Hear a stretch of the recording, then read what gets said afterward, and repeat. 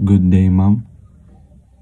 My name is Shandishan Arjun L. Abalde from BPA 2B. The topic was assigned to me is cash on hand. Now, what is cash on hand? Cash on hand is the money a business physically has, like coins and bills.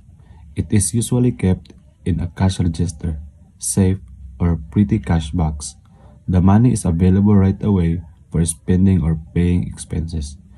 Cash on hand is the amount of money in the form of cash that a business physically processes and keeps available for immediate use.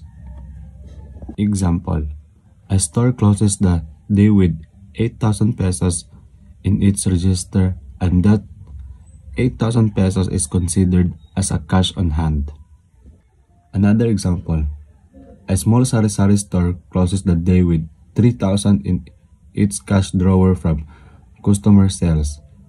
This 3,000 pesos is cash on hand because it is actually money currently has, since it is something the business owns and can use anytime. Cash on hand is classified as an asset. Here's why. It represents money the business already owns. It provides future economic benefit since it can be used to pay obligations, buy goods, or cover expenses.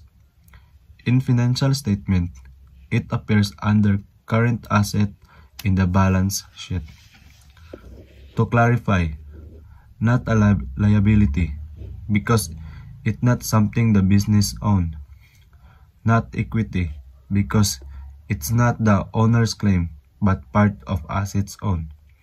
Not revenue.